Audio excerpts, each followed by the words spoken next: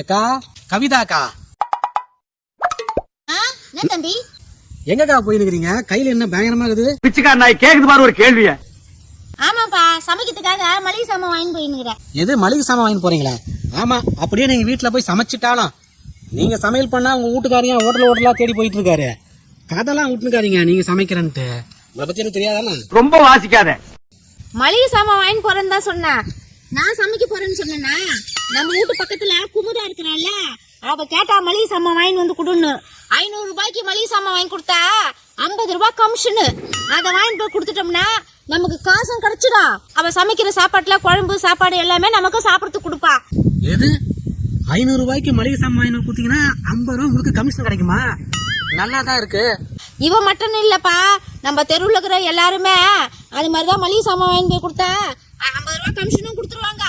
அவங்க சமைச்சாங்கன்னா அது சாப்பாடு குழம்பு எல்லாமே எனக்கு கொடுத்துருவாங்க. அதை தந்து வீட்டுல வச்சுட்டு நம்ம சாப்பிட்டுட்டு நிம்மதியா கிடக்கலாம்ப்பா.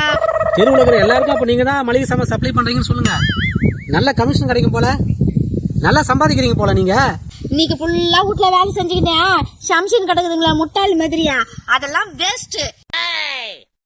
இந்த மாதிரி வேலையெல்லாம் செஞ்சோமா, கமிஷன் வாங்கினோமா, அவங்க கொடுக்குற சாப்பாட்டை சாப்பிட்டோமா, ஜாலியா சுத்தி நின்றோமான்னு இருக்கணும்பா. அதை விட்டுப்புட்டு நாம எங்கிருந்து சமைக்கிட்டா? இன்னைக்கு விற்கிற விலைவாசிக்கு நம்மளால சமைக்கவே முடியாது. யாரா சமைச்சதை கொடுத்தா வாங்கி வந்து சாப்பிட்டோமா, வேலையை பார்த்தோமான்னு இருக்கணும். அதை விட்டுட்டு காசு செலவு பண்ணின்னு உக்காந்துங்கிறாங்க. அதை போவாப்பா, போய்க்கு தெரியாத பிள்ளை. நீ வீட்டுல சமைக்கிறவங்களாம் முட்டாளு, அவங்களாம் புத்திசாலித்தனம் இல்ல. ஆமா, அறிவுல நீங்க அமெரிக்கால தான் PhD பட்டம் வாங்கிருக்கீங்க. இந்த டக்கால்ட்டி வேலை என்கிட்ட வச்சுக்காத. ஆமா ஆமா, உங்களுக்கு புத்திசாலித்தனம் இருக்கு. பாவம் வீட்டுல நிறைய பொம்பளைங்க கஷ்டப்பட்டு வெயில்ல வேத்து விறுவிறுக்க சமையல் பண்ணி அதுவும் சாப்பிட்டு புருஷனை நல்லபடியா கவனிச்சுக்குதுங்க. இந்த ஐடியாலாம் அதுங்களுக்கு தெரியாதுமா. நீ தான் பயங்கரமான அறிவாளியாச்சே. பாவம் உழைக்கிறவங்களாம் உனக்கு முட்டாளு. ஆமா, உன் பொண்டாட்டி சங்கீதா எங்க? அவளை பார்த்து 2-3 மாசம் ஆச்சா? ரொம்ப வாசிக்காத. எதுக்கு இப்ப ஏன் பொண்டாட்டி கேக்குது? இப்ப பரவாயில்லையா சங்கீதா? ஒழுங்கா இருக்கிறாளா? குடும்பம்லாம் நல்லா பண்றாளா? நல்லாதாங்கிறா, எந்த பிரச்சனையும் இல்ல. குடும்பம் இப்ப நல்லாவும் நடத்துறா. உன்னை பார்க்காத வரைக்கும் எந்த பிரச்சனையும் நல்லா தான் வாக்க போய் நிற்கும். உன்னை பார்த்துட்டோம்னா அவ்வளவுதான், குடும்பம் கீஞ்சிடும். கூட்டின்னு வரேன்க்கா, ஒரு நாள் இடையில கூட்டின்னு வரேன் பாருங்க நீங்களே. ஆமா, நீ எப்படிதான் சொல்லி 3 மாசம் ஆச்சு. இல்லன்னா ஒரு நாளைக்கு பேசாம நானே ஊட்டாண்டு வந்து அவளை பாத்துறேன். சரி வரேன்டா.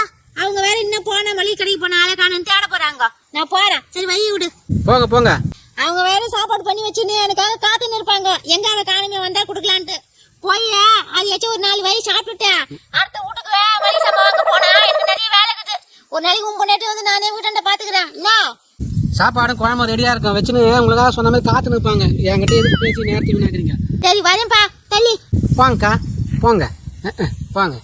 மூதேவி, என் பொண்டாட்டியே எனக்கே ஒரு நாள் சமைக்கிறா, இன்னொரு நாள் சமைக்காம வெறும் பாத்திரத்தை வச்சுனுக்கிறேன். ஆடிக்கு ஒரு நாள் அமாவாசைக்கு ஒரு நாள் அவ சமைச்சுனுக்கிறா. இதை பார்த்துட்டா கெட்டு குடிச்சவராயிடுவா. இது கலகம் பண்ணி விட்டுரும். புருஷனுக்கு எதுக்கு நீ வேஸ்டா சமையல் பண்ற, என் டெக்னிக் நீ ஃபாலோ பண்ணுன்ட்டு.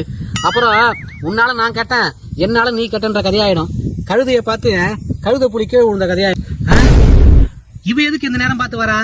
போய் நிறுத்தி இவளை பார்த்ததுன்னா கூப்பிட்டு அட்வைஸ் என்ற பேர்ல இவளை கெடுத்து விடுவேன். சங்கீதாவை பார்த்தா காதல இவ சங்கு ஊதி விட்டுரு இந்த பொம்பளை. ஏமா சங்கீதா, ஐயோ